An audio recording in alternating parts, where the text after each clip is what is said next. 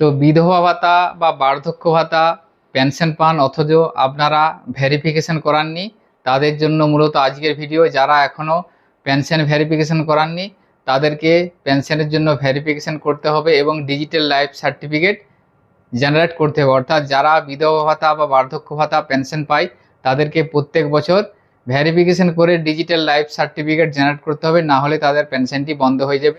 তো আজকের ভিডিওর মাধ্যমে আমি আপনাদের সম্পূর্ণ প্রসেসটি দেখাবো। আপনারা মোবাইল ফোনের মাধ্যমেই বার্ধক্য ভাতা বা বিধবা ভাতা পেনশনের ভেরিফিকেশন বা ডিজিটাল লাইফ সার্টিফিকেট জেনারেট করতে পারবেন। এটা শুধুমাত্র কেন্দ্রীয় সরকারের যে পেনশন প্রকল্প আছে বিধবা ভাতা বা বার্ধক্য ভাতা NSAP প্রকল্পের আওতায় যে সমস্ত সুবিধাভোগী আছে তাদের জন্য এটা করতে হবে। অর্থাৎ ন্যাশনাল সোশ্যাল অ্যাসিস্ট্যান্ট প্রোগ্রাম পেনশনে যে সমস্ত বেনিফিশিয়ারি বা উপভোক্তা আছে তাদেরকে এই লাইফ সার্টিফিকেট জেনারেট করতে হবে। তো সম্পূর্ণ প্রসেসটা আমি আজকের ভিডিওর মাধ্যমে দেখাবো, তাই ভিডিওটি স্কিপ না করে আপনারা সম্পূর্ণ দেখবেন এবং আমাদের সাথে থাকবেন। বার্ধক্য ভাতা বা বিধবা ভাতা ভেরিফিকেশনের জন্য বা লাইফ সার্টিফিকেটের জন্য আপনাদের মোবাইল ফোনে দুটো অ্যাপ্লিকেশন আপনাদেরকে ইনস্টল করতে হবে। আপনারা গুগল প্লে স্টোরে যাবেন, প্লে স্টোরে যাওয়ার পর আধার ফেস আইডি লিখে সার্চ করবেন। আপনারা যে অ্যাপ্লিকেশনটা আমাদের স্ক্রিনে দেখতে পাচ্ছেন আধার ফেস আইডি, এই অ্যাপ্লিকেশনটা ইনস্টল করে নেবেন, কারণ ভেরিফিকেশনের সময় আধার ফেসের মাধ্যমে ভেরিফিকেশন হবে, সেই জন্য ব্যাক এন্ডে এই অ্যাপ্লিকেশনটা কাজ করবে। সেই জন্য এই অ্যাপ্লিকেশনটা আপনারা আপনাদের ফোনে ইনস্টল করে নেবেন। এরপরে আপনাদের যে অ্যাপ্লিকেশনে কাজটা করতে হবে সেই অ্যাপ্লিকেশনটা হচ্ছে BSA লিখে সার্চ করবেন। BSA লিখে সার্চ করার পর প্রথমে যে অ্যাপ্লিকেশনটা আসছে দেখুন বেনিফিশিয়ারি সত্যাপন অ্যাপ, এই অপশনটায় আপনারা ক্লিক করবেন। ক্লিক করে এই অ্যাপ্লিকেশনটা আপনারা আপনাদের ফোনে ইনস্টল করে নেবেন। ইনস্টল করে নেওয়ার পর ওপেন করবেন। ওপেন করার পর এই ধরনের একটা অ্যাপ্লিকেশন আপনার সামনে ওপেন হয়ে যাবে। এখান থেকে আপনাদের ভাষাটা সিলেক্ট করতে হবে। আপনারা এখান থেকে ইংলিশ করবেন, করার পর ওকে অপশানে ক্লিক করবেন। ওকে করার পর দেখুন আপনাদেরকে ফেস অথেন্টিকেশন বায়োমেট্রিক স্ক্যান দুটোভাবে আপনারা ভেরিফিকেশনটা করতে পারবেন। তো আপনারা ফেস অথেন্টিকেশনের মাধ্যমে করবেন। এখানে প্রসিড ফর ডিভাইস রেজিস্ট্রেশন এই অপশনটায় ক্লিক করবেন। এখানে ক্লিক করার পর আপনাদেরকে সর্বপ্রথম ডিভাইস রেজিস্ট্রেশনটা করতে হবে, অর্থাৎ যে মোবাইল ফোনে আপনারা এই অ্যাপসটা রান করাচ্ছেন সেই মোবাইল ফোনে একটা রেজিস্ট্রেশন করতে হবে। অর্থাৎ এখানে যে পেনশন উপভোক্তা তার আধার কার্ড নাম্বারটা নয়, এখানে ডিভাইস রেজিস্ট্রেশনের জন্য যার মোবাইল থেকে করছেন তার মোবাইলে বা তার আধার নাম্বারটা এখানে লিখে রেজিস্ট্রেশন করবেন। একটা ডিভাইস রেজিস্ট্রেশন করার পর সেই ডিভাইসে একাধিক বেনিফিশিয়ারির ভেরিফিকেশন করতে পারবেন। তো এখানে আধার নাম্বারটা লিখে দিবেন, লিখে দেওয়ার পর মোবাইল নাম্বারটা লিখবেন, ইমেল আইডি থাকলে দিবেন, দেওয়ার পর রেজিস্টার অপশনে ক্লিক করবেন।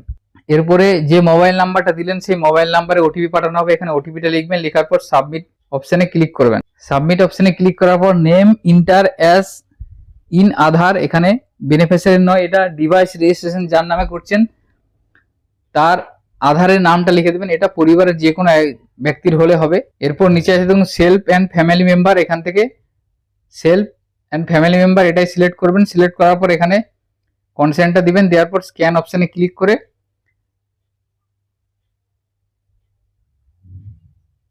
আধার অথেন্টিকেশনটা করে নেবেন। অর্থাৎ ডিভাইস রেজিস্ট্রেশন যার নামে করলেন তার আধার অথেন্টিকেশনটা করে নেবেন। এখানে যদি বেনিফিশিয়ারি নিজেই করতে চান সেক্ষেত্রে বেনিফিশিয়ারির ডিটেলস দিয়েও ডিভাইসটা রেজিস্ট্রেশন করতে পারেন। এছাড়াও পরিবারের অন্য কারো ডিটেলস দিয়ে রেজিস্ট্রেশনটা করতে পারেন। ডিভাইস রেজিস্ট্রেশন সাকসেসফুল হিসেবে এবার ওকে অপশনে ক্লিক করবেন। ওকে করার পর এরপর ডিভাইসে আপনাদেরকে এখান থেকে সেন্ট্রাল গভর্নমেন্ট যেটা আছে সেটাতে আপনারা ক্লিক করতে হবে। ক্লিক করার পর আপনাদেরকে দেখুন আছে 3 নম্বর যে অপশনটা আছে national social assistant programme NSAP, এখানে ক্লিক করতে হবে। তো আমি প্রথমে বলেছিলাম যারা NSAP পেনশন পায় তারাই এই ভেরিফিকেশনটা তাদের করতে হবে। অর্থাৎ সেন্ট্রাল গভর্নমেন্টের যে পেনশন সেই পেনশন যারা পায় তারাই এই ভেরিফিকেশনটা করবেন। এখান থেকে প্রথমের অপশনটা সিলেক্ট করবেন বেনিফিশিয়ারি ভেরিফিকেশন, এখানে ক্লিক করে এখানে বেনিফিশিয়ারি অথেন্টিকেশন, এখানে যে পেনশন উপভোক্তা বা যে পেনশন পাচ্ছে বা যার পেনশনটি ভেরিফিকেশন করবেন বা যার পেনশন বন্ধ হয়ে গেছে ডিজিটাল লাইফ সার্টিফিকেট করতে হবে, তার আধার নাম্বারটা দিবেন এবং মোবাইল নাম্বারটা দিবেন। এই মোবাইল নাম্বারটা আধারের সংযুক্ত মোবাইল নাম্বার হতে হবে এমন ব্যাপারটা নয়, যে কোনো মোবাইল নাম্বার দিলেই হবে। দেওয়ার পর মেল আইডি থাকলে দিবেন, না থাকলে দেওয়ার দরকার নেই। এরপরে কনসেন্টটা দিয়ে সাবমিট অপশনে ক্লিক করবেন। সাবমিট অপশনে ক্লিক করার পর যে মোবাইল নাম্বারটা দিলেন সেই মোবাইলে ওটিপি আসবে, এখানে ওটিপিটা লিখবেন। লেখার পর সাবমিট অপশনে ক্লিক করবেন। ক্লিক করার পর এখান থেকে কনসেন্টটা দিয়ে স্ক্যান অপশনে ক্লিক করে আবার ওই বেনিফিশিয়ারি অর্থাৎ যে উপভোক্তা পেনশন পাচ্ছে বা যার ডিজিটাল লাইফ সার্টিফিকেট করতে এসেছেন তার ফেসটা এখানে দিয়ে ফেস অথেন্টিকেশনটা করে নেবেন, সাকসেসফুল হয়ে যাবে। তো এখানে যদি দেখুন আপনারা, তো আমি একটা অন্য আধার দেওয়ার পর দেখুন এখানে কি দেখছে, beneficiary is not register with the scheme, অর্থাৎ এই স্কিমে যদি ওই বেনিফিশিয়ারি সুবিধা না পায় তাহলে এই ধরনের মেসেজ আসবে। যারা রাজ্য সরকারের পেনশন পাচ্ছে তাদের আধার অথেন্টিকেশন আপনারা করতে পারবেন না, এই ধরনের মেসেজ আসবে। শুধুমাত্র এনএসএপি যারা পায় তাদের জন্য এই ভেরিফিকেশন, এবং ভেরিফিকেশনটা সাকসেসফুল হয়ে যাওয়ার পর আপনারা এখানে ভিউ বেনিফিশিয়ারি সার্টিফিকেট, এখান থেকে যাবেন, এখানে যাওয়ার পর বিএসএ আইডি, অর্থাৎ আপনারা যখন ভেরিফিকেশনটা সাকসেস হয়ে যাবে তখন একটা বিএসএ আইডি পড়বে, বিএসএ আইডিটা এখান থেকে দিবেন, দেওয়ার পর সাবমিট অপশানে ক্লিক, এই ধরনের একটা বিএসএ আইডি থাকবে, দেওয়ার পর সাবমিট অপশানে ক্লিক করবেন।